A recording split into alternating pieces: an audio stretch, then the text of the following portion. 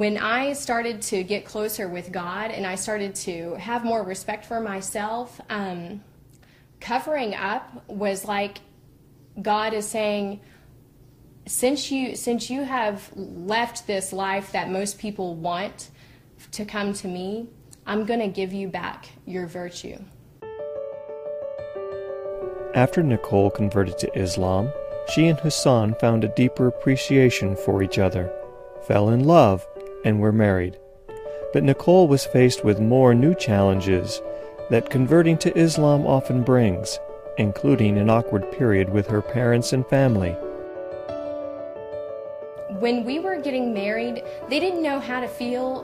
They didn't know, like, is she doing this because of that man? You know, they didn't really know my husband that well. And they were questioning everything. Like, did she do this for this guy? They kind of took it really hard, and it was a struggle for them. But so when we got married, I think that was really hard for them, and they felt like, we can't support this, you know, we don't want to be there, and we don't want to support this. And I think that now they probably, maybe they wish that they wouldn't have been that way, because now they love my husband. They think he's great. You know, he loves to do everything that they want to do. I used to think that one day she's going to say, I'm not going to be Muslim anymore. This is too complicated for me. I used to think that more in the beginning of our relationship, you know, like right after we get married, but now I feel more comfortable about it. I feel she has a strong belief about her religion, and she's not going to just drop the ball and walk away. So this is too complicated for me. I feel like we are definitely a team when it comes to keeping each other with our religion. We have to keep each other on the right path, and I think that's kind of one of the big purposes of a Muslim married couple, is that you keep each other on this direction whenever we're facing different challenges, because you are going to face challenges living in America and then trying to live as a Muslim. So we help each other kind of resist the temptations that we face. We remind each other of what we're trying to do and what we want for our children one day, inshallah. And I can look at him and tell at a moment when he is having a struggle, even if he doesn't say it, and he can do the same for me. And so it's just that ability to know and love each other that much that you want to see the other person as a successful Muslim. You know, you want him to love Islam as much as you do, and you look at him and think, like, I want to feel as passionate as he does, you know. So we look at each other and push ourselves in the right direction.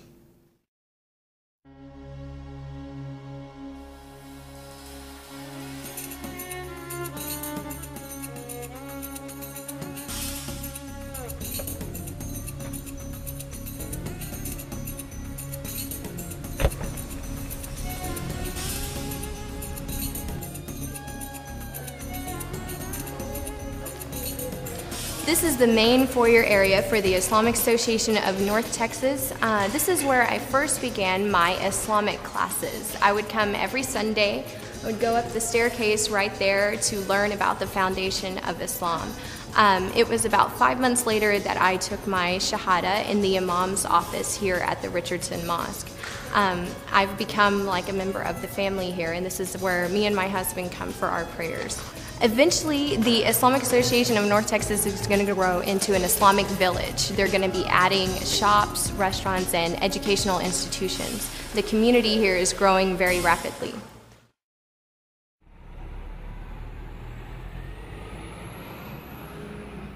Daily, we probably don't live the typical life of a Muslim couple. We're usually not home together having a big meal every night and things like that. We usually have something that we have to work on. I would say it's a little different than the typical Muslim family who's home together a lot and who kind of has, like, it's a little easier lifestyle that they have compared to ours. Everything that we do, we make a decision like, is this what God would want us to do? Is this where He would want us to be? I love barbecue, so we buy halal chicken and we have barbecue out on the patio, and we invite friends over. We take the right choices by who our friends are. We take the right choices about where we're going to buy our barbecue chicken at, you know. but we still do it. I mean, it's just it's a way of life, but it doesn't mean you don't have one. I have some iced tea. This looks really good. Hi there. Hey, Welcome to our ranch. thank you so much. Thank you like for we're having having us. Looks like you're ready to ride. Yeah, we're ready to go. Well, let's go find the horses. All Around the right. barn. Registered paint.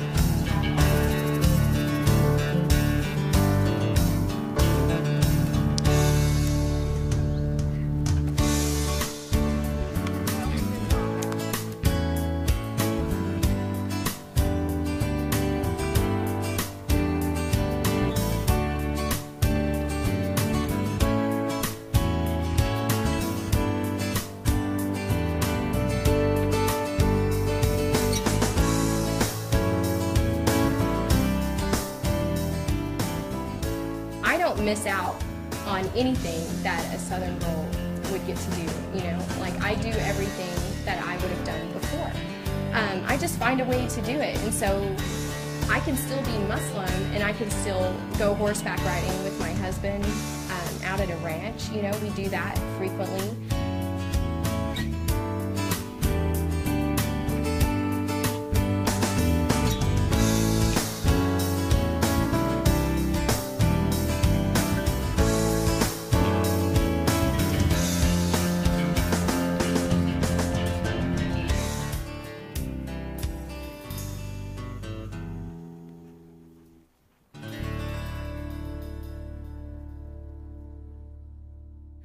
I think that in Islam, something that sets it apart from other religions is the ease of it, the simplicity. And I know that may sound strange to some people because they would think Islam is not easy.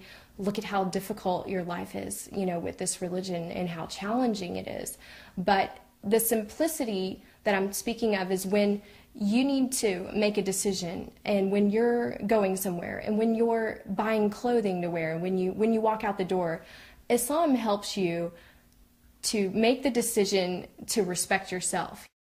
I think that Islam takes you and your personality and it washes it off.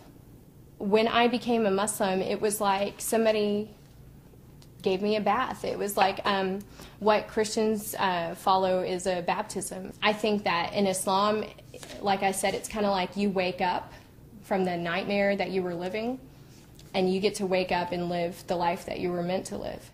So besides the photography, I tried to give back a little bit to the community and to the people about converting to Islam and about being an American Muslim. So what I thought of was all of the different challenges that I had faced when I was converting, and wanted to create a website that would help people who were also going through those same difficulties. So one of the biggest challenges that I faced when I was converting was finding my identity. As an American Muslim, you don't really feel a lot like an American anymore. You feel like you don't quite fit in with your friends and family the way that you used to. When you're also on the other side as a Muslim, you're still not the same as they are, not the same as a person from a Muslim country, and you may not look or act the same way that they do. So you kind of feel like, where do I belong?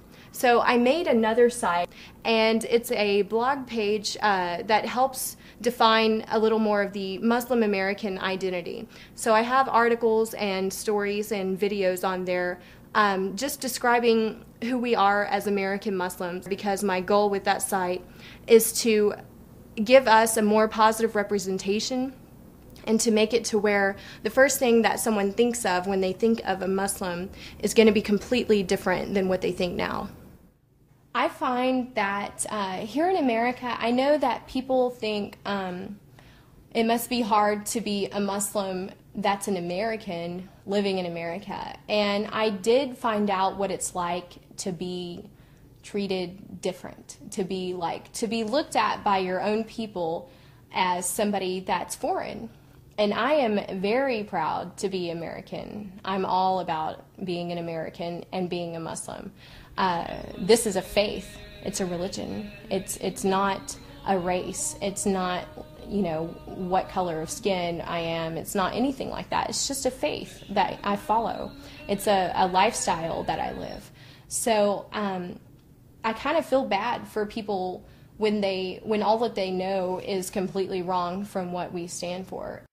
Assalamu alaikum, sisters. Thank you so much for coming. And so I really devote a lot of time and a lot of energy to speaking out to people about being an American Muslim and about how this is a different aspect. This is a different aspect of Islam than they've ever seen. You know, this is people who only know and only live the faith. I converted to Islam 3 months ago, and I came today to hear Nicole's lecture just regarding life without Islam as a reminder, you know, what life was without it. Everything that she said, you know, I couldn't relate, you know, because I understand what cultural norms there are here in the West, and how it contrasts with, you know, the ideals of the religion. Hello, welcome to Getaway. Hi, thank you. What would you like to drink? Yeah, I'm gonna have iced tea. Okay, and for you, sir? Diet Coke. Okay, great. Thank you. My message would be to people when they want to learn about our faith is to just listen and look at how we live our lives, like on a daily basis. So I wouldn't talk about the differences, and I wouldn't focus on, well, you believe this and you're wrong and this is the right way, and I don't talk like that about Islam.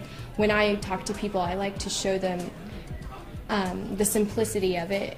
I like to tell people all of the things that are so similar to what they're already believing in their lives, and show them how the things that they face and the challenges that you face in life, there are answers for everything, you know, and there are guidances for everything to make it easy on yourself and to help you to make the right decision about common things that we have to do in life, about getting married, about how to treat your family, about what you do for a living, raising your children, you know, everything.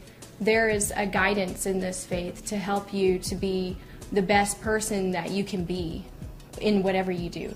If it's your career, if it's how you are with your friends, if it's the things that you do for fun, the way that you socialize, everything about your life, this faith has an answer for it and able to give you the chance to be the best that you can and to do the best with your life and to make the most of it and to live for a greater purpose. One of the biggest messages that people don't really notice and that isn't projected is that it is simple answers to your life's problems.